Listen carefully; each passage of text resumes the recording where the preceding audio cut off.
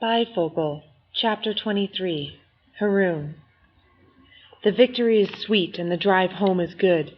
You sure had fire under you in the second half, Mom says. She's driving. Dad doesn't like driving after dark. It bothers his eyes. The triumph of reason over fear, I say, savoring the sound of the phrase. I wonder if I'll remember it long enough to tuck it into an essay somewhere. I am relaxed for the first time in ages. We'll have to keep drilling, of course, and there will be another match in a couple of weeks, but for the moment I am happy. I didn't disgrace myself. I didn't let the team down. I find myself glad that Azim had to drop out, since it gave me a chance. I almost feel bad about that, then I let it go. Azim didn't have to leave the team because of anything I did or failed to do. There's nothing wrong about being glad when an unfortunate event has a good outcome, at least for me.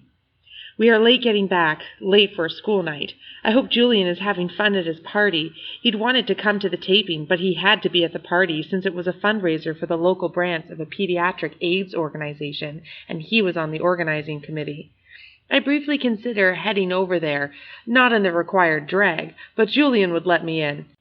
Then, as Mom turns the corner into our neighborhood, fatigue settles around me.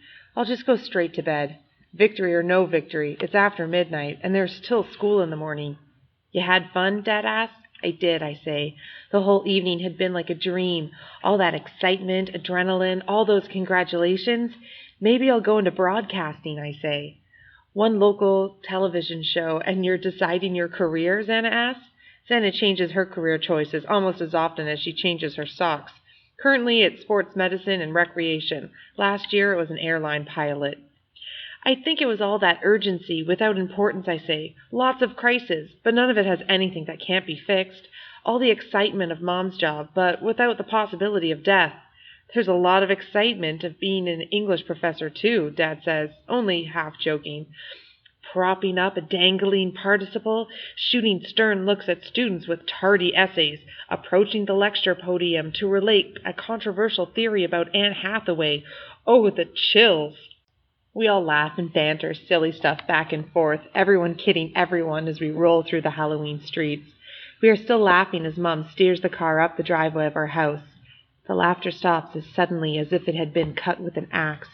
Our beautiful house, beautiful because it is our home, has been savaged. Garbage and paint, broken pots and broken windows, bushes, trampled and eggs dripping everywhere. This is what greets us. Stay inside the car, my father says as he opens his own door. Whoever did this could still be around. I see red flashing lights as a police car pulls up in front of our house. We all get out of the car. At least the officers are not the one who've been bothering me at school. One of your neighbors called it in, the officer says. We had a string of these tonight, Halloween. Used to be that it was enough to throw toilet paper into tree branches. He looks at Xana, keeps his face expressionless, and takes out his notebook. I leave Mom and Dad to deal with him. Xana and I join the other officer. He's shining the bright beam of his flashlight over our house to survey the damage. It's worse in the light. You'll want to scrub that egg off right away, he advises. It's nasty when it dries and hardens. The light beam swoops slowly across our home. The big picture window in the front of our house is shattered. We will be finding broken glass in our living room for months, I'm sure. My anger rises again, but this time there's no quiz show to channel it through. I'm sure it's the work of Hattie and his friends. This is jihad? This is something that would make Allah happy? I'm furious with Hattie, my fists clenching and unclenching, my teeth grinding. Xana pulls me away into the backyard. Calm down, she says. You don't want the police to see you like this. You want to be in control when they're around. I don't even try to explain why I'm so angry. I stand in the backyard with my sister, in this lovely private world we all created, with benches and shrubs and one of those swings where the seats face each other, and the basketball net where Xana regularly thrashes me. We are good people. We give to charity, volunteer in the community, obey the laws. We don't bother the neighbors. We don't deserve this. It can all be repaired, Xana says. It looks bad, but we'll clean it up and repair the glass. How can you be so angry about this stupid prank? Her words do not help. There's enough light from the neighbors' homes for me to be able to see Xana, or what she allows me to see, in that foreign black garment. It becomes a symbol of all the craziness that's been swirling around me. I just want to quit life, I yell, and then I do something I can't believe I have it in me to do. I rip the veil from my sister's face and hurl it to the ground. We stand nose to nose. I wish we were still young enough to battle it out like we used to. She may be smarter, but I'm angrier. At long last, we would be evenly matched. Haroon! Xana! I hear our mother calling. Where are you? Coming, we reply automatically in unison, in that sing-song way we used to when we were kids. I try to prolong the glare, as does Xana, but it's no good. We start to giggle. Something has been repaired. I pick up the kneecap, shake off the dirt from it, and hand it back to her. Sorry, I say. She accepts it, but leaves it in her hand and doesn't put it back on her face. Do you think you know who did this? I tell her about Hattie, about the DVD, and the outburst in Miss Singh's classroom. I think he called in the bomb threat, and I think he did this. But you have no proof, she reminds me. I tell her she sounds like Miss Singh. It's a compliment, and she knows it.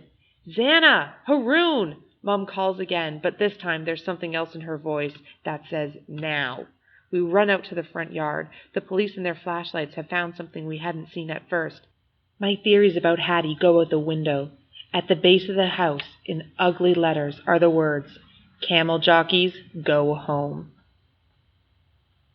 Fear of terror. I wake up with these words on my brain. Did I hear them on TV? Did I read them in a headline? Fear of terror. Terror of fear. Fear of fear. I can't stop thinking about these words, and even though it's very early and none of us got to bed until very late, I get up. I put on my robe, go to my desk, turn on the lamp, and write them down. Fear of terror. They look slightly ridiculous staring up at me from a page of 3-ring paper. Isn't this what it all comes down to? All the hysteria, all the informing, all the slurs against Muslims, and the Bin Laden DVDs, all of it is working together in some weird way to produce the final result. People are afraid of being afraid. Fear is so unpleasant that we grab onto anything that promises to relieve us of it. Hattie takes refuge in hatred, just like the kids who messed up Browntown in our house. They're really pretty much the same. They both strike out first so they won't feel afraid. I doodle while I think, allowing little bits of ideas to form and dissipate, the sort of thinking I haven't indulged in much lately. Usually it's school assignments or prep for Reach for the Top, thinking and studying with a goal in mind. No goal this time, except understanding. And then I think of the exceptions, of the people I know who simply refuse to play the fear game, who move through the world without being afraid of fear. Julian, Miss Singh, my sister. So it is possible. But it's not just empty fear, I remind myself. People are dead. There's something to fear. Mangled steel in Manhattan. A burning plane in Pennsylvania. Bombs exploding without warning. This is not just an intellectual exercise. People are really dead. The war on terror has a real purpose. Then I add those 3 words underneath the first 3. War on terror. It means bombs falling from the sky, dropped by citizens from my home on top of citizens from my ancient land. All of them are just as dead. Is the only way to fight fear to make other people afraid? Does terrorizing others really make our own terror go away? With billions of years of evolution behind us, is this the best we human beings can come up with? I turn off the lamp and leave my room. My father is in the living room, bundled up in a chair, making sure no one breaks into our house. A blanket is taped over the broken window. We weren't able to get anyone to come out and fix it last night. He's dozed off, but jerks awake when I walk into the room. Go to bed, I tell him. I'm awake now. No, you need your sleep, he mumbles. Let me take my turn, I say. It's my house, too. Go to bed. He does, touching his hand to my arm as he passes by. I make myself a cup of instant hot chocolate and await the day. It's a good thing I didn't join Reach for the Top to become a big man on campus. An announcement of our win is made over the PA along with other morning business. I don't hear any cheers coming from classrooms. That is reserved for football victories. Doesn't matter. We still won. Then I hear Julian's voice on the PA. I guess you are all still on some Halloween sugar high that's affected your hearing. Let me say it again. Let the outpouring of gratitude commence. The Reach for the Top team won last night. That gets them cheering. Sure, maybe they're cheering more for fun of making noise than because they really care that we won, but cheer is cheer, and I ride the wave of it with joy. Good old Julian.